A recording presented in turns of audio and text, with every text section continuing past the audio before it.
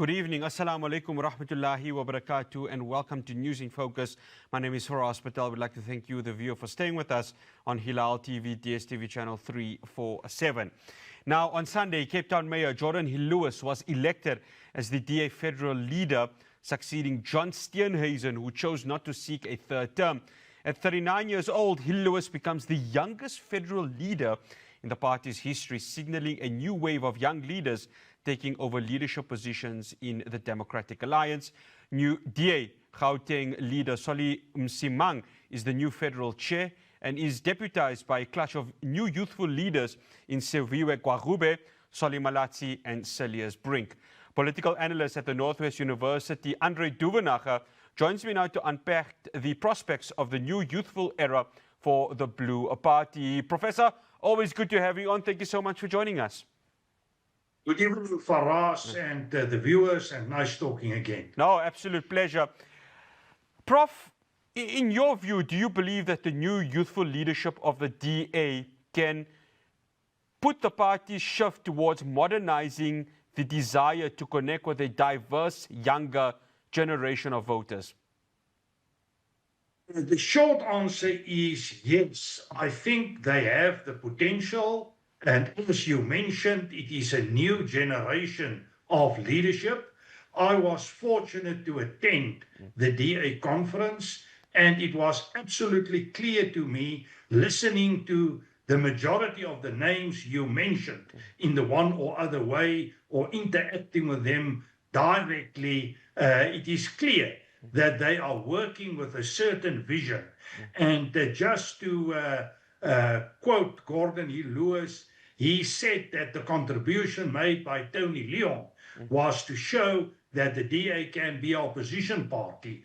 Helen Zille's contribution was to start government in the Western Cape and build it out towards other provinces. Mmusi Maimani's contribution was basically to connect to society on a diverse level, and John Steenhuisen to enter the government of national unity.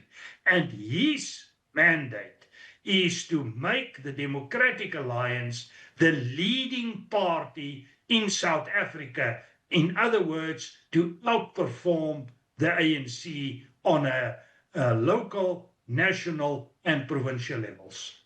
Prof, you mentioned Mmusi Maimane, and Jordan Hill-Lewis has been praised for his intellect, empathy, and is seen as a unifying figure to renew the party.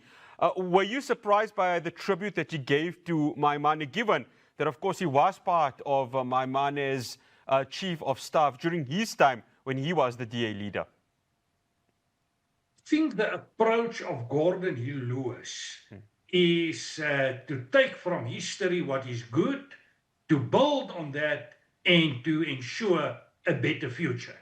So he's more futuristic, but with the sense that you cannot disconnect from history. In that sense, he is following a line of continuity, which I think is a very good thing, because there's no doubt, and I differ in a way from what I have heard at the DA conference, and that is that there are major challenges for the Democratic Alliance ahead.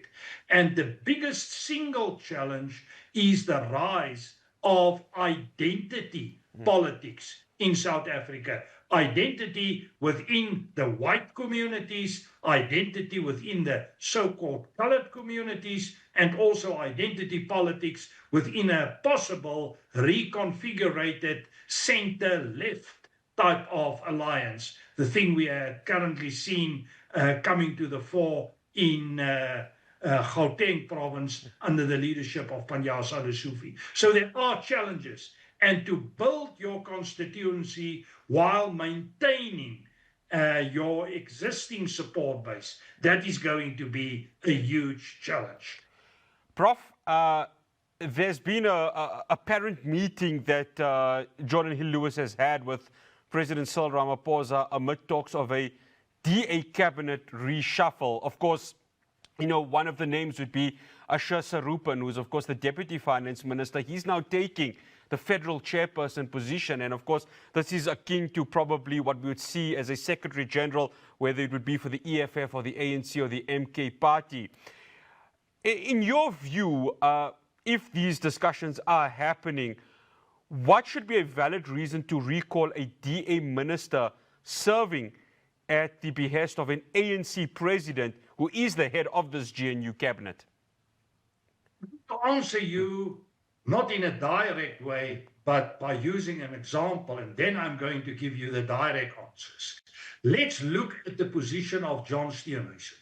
I believe that the main reason for the fall of John Steenhuisen as political leader of the DA has primarily to do with the fact that he wants to be both party leader and minister, national minister, in a difficult portfolio.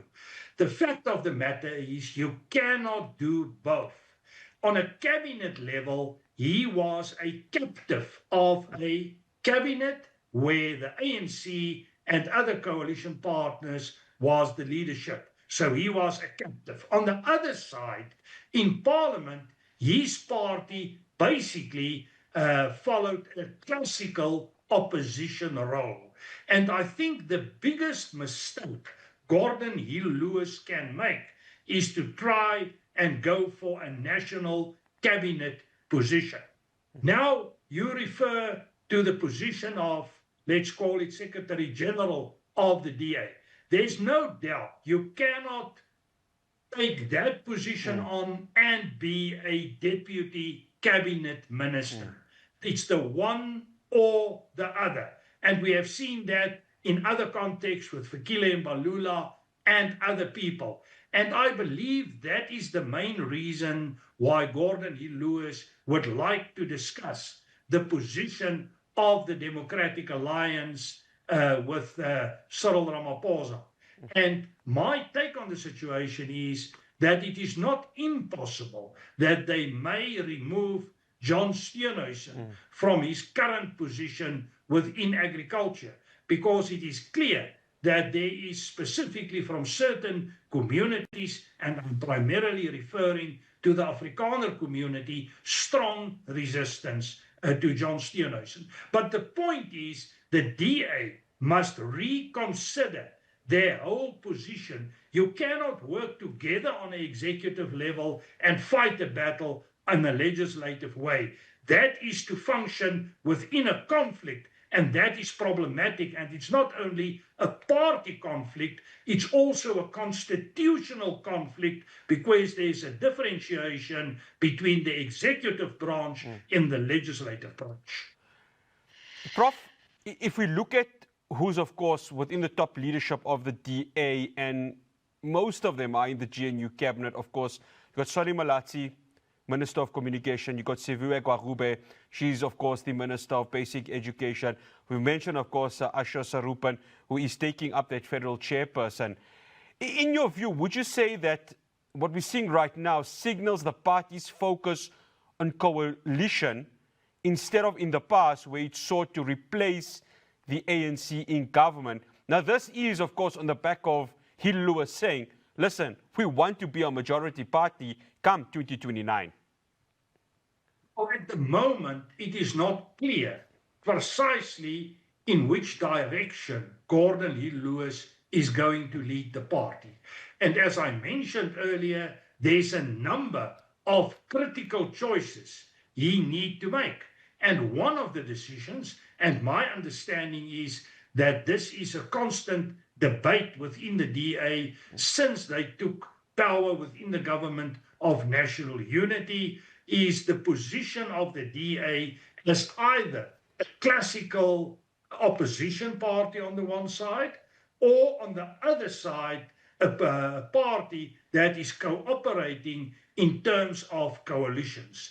And it is interesting that there were strong rules and amendments made in terms of coalition politics, which was not accepted by the conference, which is indicating to me that the identity of the party and the role of the party is going to be critical. But I believe a lot of this will become clear in the next months, and definitely what will happen during and after the local government elections. In election time or in the build-up to elections, parties are resorting back to their party identities. And this is what we are seeing at the moment. The party and the party identity is becoming critical. And depending on the choice he will make, and the choice will be decided by things like how well is the DA going to perform. And to be honest, and I have seen and was part of a conversation involving Tony Leon, where he put the argument forward that if the DA would like to become the dominant party, they need to hire their support with a minimum of 10 percentage points. Now, I cannot see that at the moment.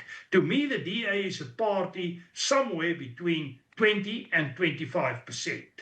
And in order to break through the 25% ceiling, they will need a lot of black support, probably the majority in the urban areas.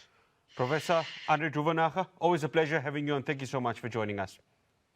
Thank you. That's Professor Andre Duvenhage, political analyst at the Northwest University. Well, the last elections, 21.81%. That's what the DA got in the 2024 national and provincial elections. Well, we're going to be going to the city of Cape Town. You saw, if you haven't, maybe take a look before we come to this interview. JP Smith, he's the Cape Town MEC for Safety and Security, who posted a video of US Marines training on Muizenberg Beach. But the opposition parties within the Cape Town City Council are not happy with that. One of them is, of course, the Good Party, and we're going to be speaking to its councillor, Jonathan Cupido, after the break. Do stay tuned.